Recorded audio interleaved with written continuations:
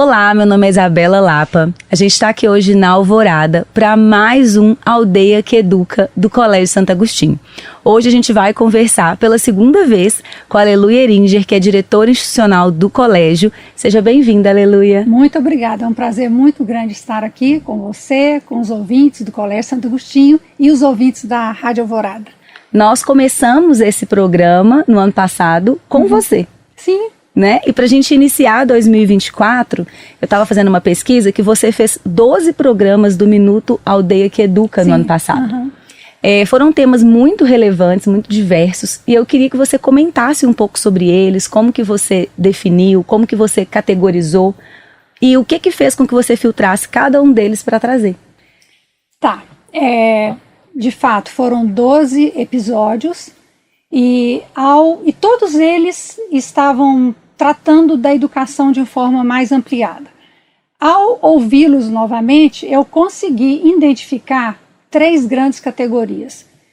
Uma primeira, que diz respeito à família e à autonomia do filhote. Eu vou usar o termo filhote, porque aí fica mais fácil, ao invés de falar estudante, filho, filha, o filhote, os pais vão entender bem. Então, a autonomia e o papel da família. Fiz 5 programas sobre esse assunto. Uma segunda categoria que eu consegui identificar tem a ver com escola. Foram 4 programas. 4 programas em que eu falo que lugar é esse, qual que é a sua essência, quais são as limitações, o que é ser escola hoje nessa sociedade tão conturbada. E um terceiro bloco com 3 episódios em que fala sobre consumo, fala sobre emergência climática e que apontam para essa emergência mesmo que nós temos de tratar desse assunto, que é uma cultura ecológica. Então, em síntese, foram 3 categorias e esses são os temas. Você trouxe temas extremamente relevantes e eu achei super interessante que o maior foi o tema da família. Sim. Por que a família foi tão marcante nessa construção do seu projeto no ano passado? Porque a família, ela é insubstituível. A família, ela tem responsabilidades e atributos que eu considero que são intransferíveis. A família é a primeira matriz que marca a identidade de um sujeito. E ela também é o lugar onde ele terá referenciais da cultura, de civilização. Ali é um momento crítico. Então, por isso que eu trago muito a família. E no meu lugar privilegiado de observadora, como educadora já há 40 anos, eu tive a oportunidade de observar como que as famílias educam e o que dá esse tipo de escolha de educação. Então, eu consigo observar 2 tipos de família. Isso não é fechado, tá? Você consegue perceber famílias que favorecem o voo, que são famílias que impulsionam os filhos. Então, é como que se o ninho, ali onde que a família está, a forma como ela age, é de abertura, é de ampliar o horizonte, é de alargar e de dar espaço para aquele ser que chega. E nós temos também um tipo de família que é fechada, que é de reter, que é de super proteger e que não dá um respiro para esse ser que chegou. Então, eu falo muito fortemente sobre família porque eu considero que as crianças hoje, os jovens, precisam desses impulsionadores de coragem. E eu trago muito a temática da autonomia funcional, que é esse filhote saber cuidar de si. Então, isso vem da família. Então, a gente tem muito essa ideia do cordão umbilical, Então, enquanto o filho está no útero materno, você é a mãe que leva, que faz essa troca e que dá o alimento. Quando o filho nasce, esse cordão ele é cortado. E outros cordões simbólicos precisam ser cortados ao longo da existência. Sim. Então, quando você faz o desmame, quando encerra seu período de licença maternidade, que você tem que deixar o filho na creche, ou com a avó, quando você deixa o filho pela primeira vez na escola, Esses são cortes simbólicos. Então, isso é importante e isso é necessário. As famílias às vezes perguntam assim, será que eu estou fazendo certo? Será que eu estou fazendo na medida certa? É só perguntar assim, ele dá conta de fazer isso? É algo que tem um desafio, mas é um desafio que está dentro do limite, da condição dele, porque tem que ter desafio. Ele tem que ser desafiado. E isso implica em errar, em quebrar a cabeça, né? Então, são essas coisas. E por outro lado, esse outro tipo de família é aquele que chega, e eu chamo isso de efeito Chapolin Colorado, né? É aquela família que pula na frente do filho, e ao invés de ser aquele cordão que nutre, é o cordão que rouba.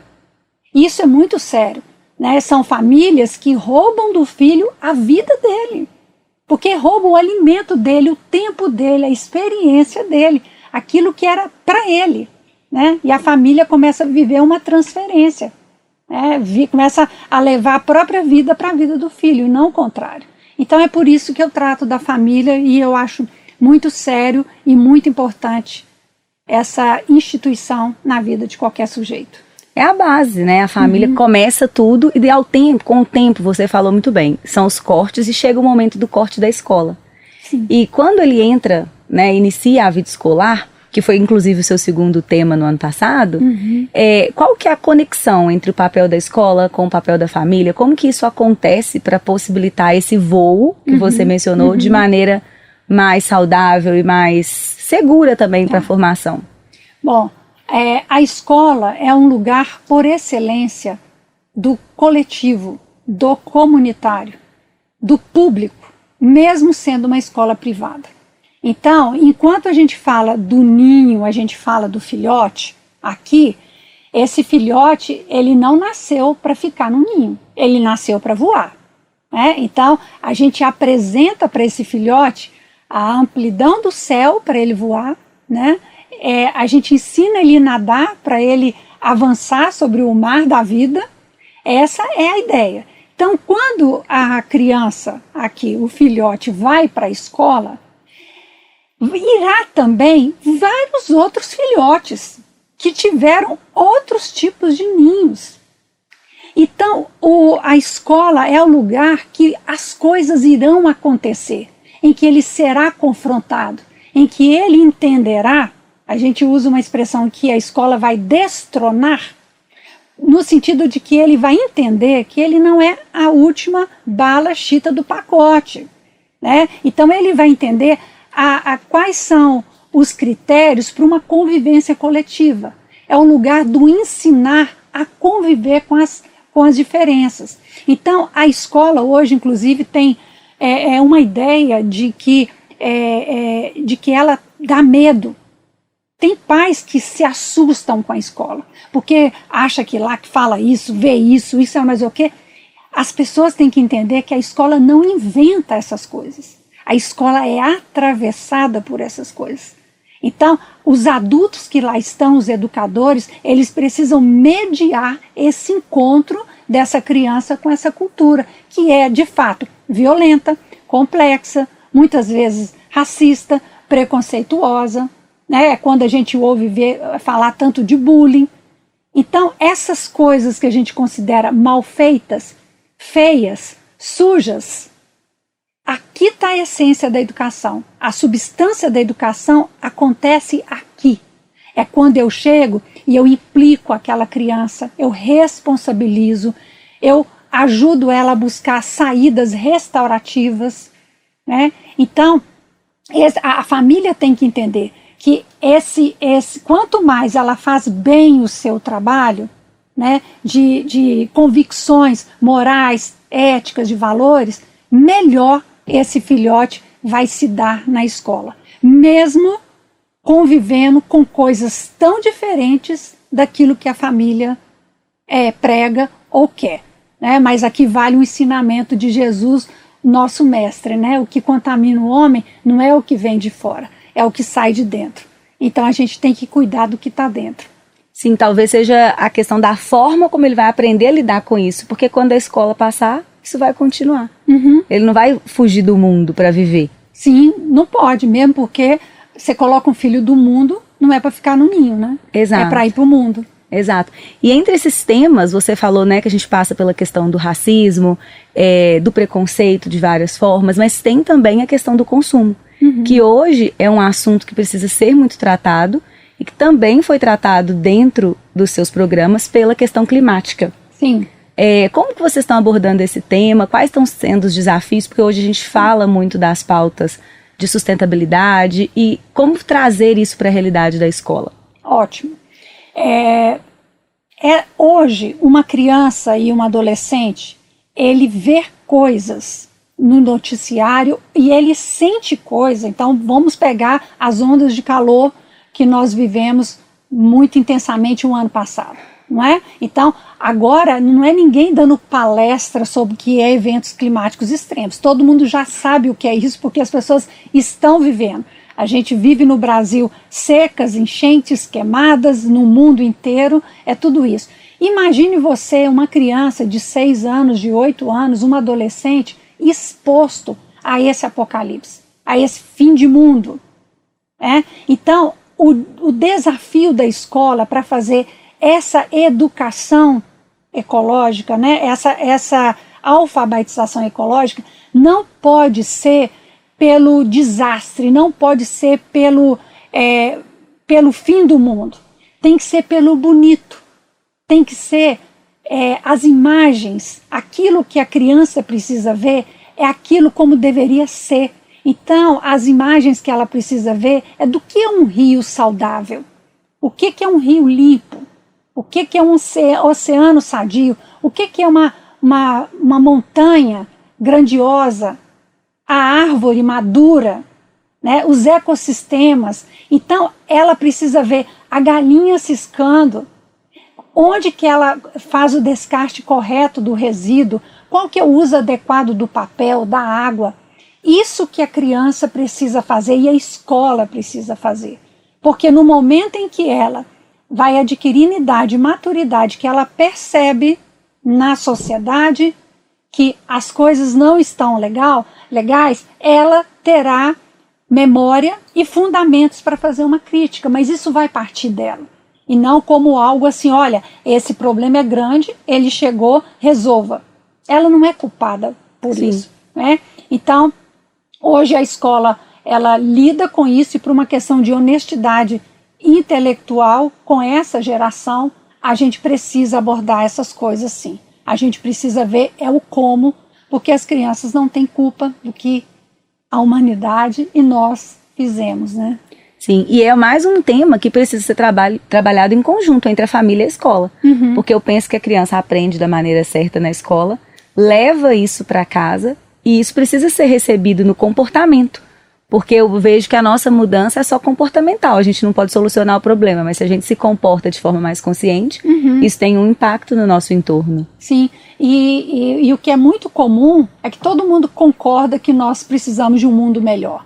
Né? Todo mundo concorda que nós não queremos poluição, que nós não queremos a devastação das florestas, das montanhas. Mas ninguém olha para si e fala assim, o que na minha vida eu preciso mudar para não compactuar com isso? Porque não existe o pecador nessa história, existe quem consome. Então a gente precisa rever também se a gente precisa de tantas coisas, se a gente precisa substituir tanto as coisas. E quantas vezes as crianças elas são entulhadas com objetos na ânsia de saciar uma sede, tapar um buraco que é mais existencial, não é de presença às vezes que ela precisa, é de contato com a natureza. Né? Então isso é muito importante, a família implicar a criança nesses afazeres domésticos, ter mais contato com a natureza, para que ela encontre outros valores a não ser consumir. Com certeza. Aleluia. Para a gente encerrar, eu queria te convidar a falar um pouquinho de quais são os temas e as propostas que você vai trazer, porque essa série vai continuar. Sim, se Deus quiser. Bom, o Minuto Aldeia que Educa está dentro de um programa maior, que é o Aldeia que Educa, porque a gente acredita que precisamos de toda a aldeia para educar uma criança. Então, é essa iniciativa de produção de conteúdos é para fomentar o debate. Eu não tenho a verdade. Eu compartilho aquilo que eu observo, aquilo que eu vejo nas leituras, as conexões que eu faço, e bem como outros convidados também. Então, é para retroalimentar, fazer com que os adultos da relação, os educadores, tenham subsídios para melhor educar. Então, o ano que vem, se Deus quiser, nós vamos continuar com o Minuto Aldeia que Educa. Esse ano. Esse ano. Acabou de começar. Muito bom. É porque o primeiro eu comecei falando do ano passado. Não, tá certo, já viramos, né? Muito bom, muito obrigada por estar aqui novamente. É sempre um prazer te ouvir. Eu falo que eu saio daqui, eu aprendo muito mais. E quero convidar vocês também a continuarem assistindo aqui no YouTube da Alvorada e ouvindo também a Aleluia no Minuto Aldeia que Educa. Até a próxima. Muito obrigada.